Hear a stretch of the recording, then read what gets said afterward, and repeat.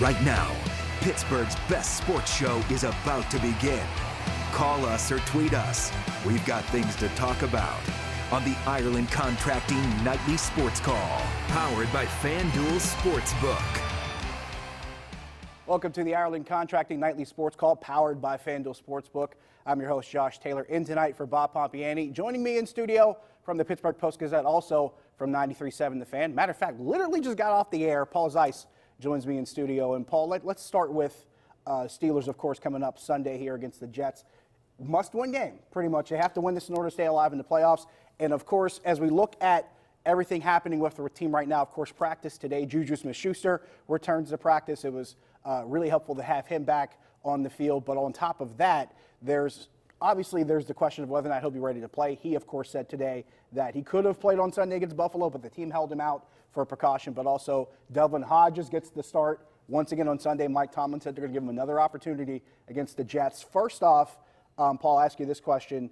Do you expect to see Juju this time around on Sunday? And second of all, was it the right move to give Devlin Hodges the start? Yeah, I mean, I definitely think Juju Smith-Schuster is going to play on Sunday, unless, of course, he has another setback or whatever. I would expect him to play. I would hope what they would have learned is that he probably is better suited in the slot. Put him back in the slot. That's where you need the most help. You don't have a tight end right now, or whatever your situation with your tight end is. Have Juju Smith-Schuster be the guy that goes across the middle and gives you a presence in the middle of the field.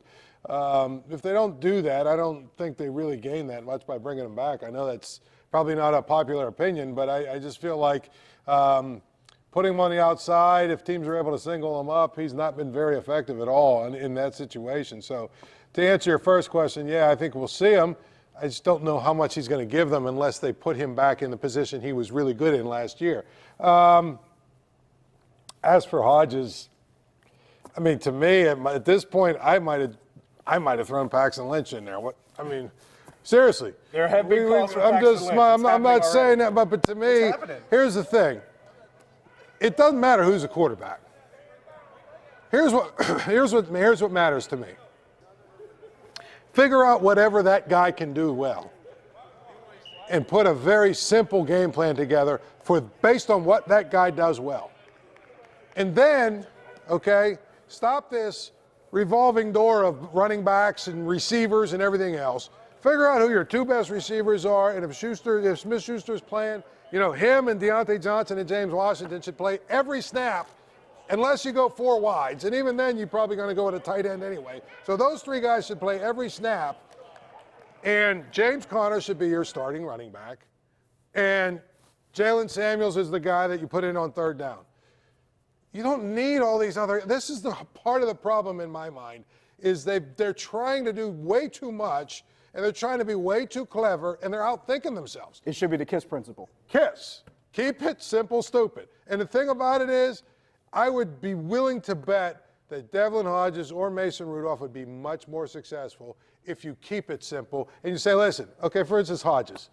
We saw that he can't make the throw from the middle of the field to the outside of the field. He's not very good at making that. It's a balloon when he throws it. So take that out of the playbook. That doesn't mean that you can't do some things maybe where he has to make longer throws. But my point is figure out the best 7 or 8 plays that he makes, that he can make. You know what I mean? And drill him on those, where he feels confident about those. And then go with your 3 or 4 best running plays. The irony of that, and I totally agree with this as far as simplifying everything, the irony of that statement is that you're dealing with a kid that played at Samford in Devlin Hodges and a kid that played at Oklahoma State in Mason Rudolph.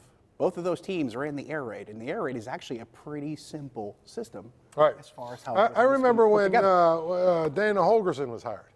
And, I got a chance to talk to him, after, the press conference or whatever. And then I got a chance to talk to him because he recruited my son. I got a chance to sit and talk to him. One of the things he said was, if people really, really looked at the film of this air raid stuff and this, all this, it's really very simple. It's the simplest offense you can find. Maybe a dozen plays altogether. He said there have been games when we've run 4 or 5 plays. Yeah, just out of different sets. They just mix it up. You just different formations. You look at what the defense is doing, and you take what they're giving you. And he's like, it's really not complicated. And I think that's the biggest thing with the Steelers you look at all this stuff they're trying to do, they're making it too hard. And I've said this a couple of times. Under these circumstances, I don't know that any quarterback would be successful. I think that's fair. What we'll do is we'll take a break here. When we come back, we'll talk Penguins. Tristan Jarry gets another win last night for the Pens on the road in Calgary.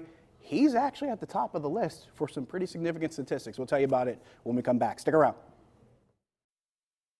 The Ireland Contracting Nightly Sports Call is brought to you by Ireland Contracting, celebrating 25 years as Pittsburgh's #1 home exterior expert in roofing, siding, windows, and gutters, where honesty and integrity still matter.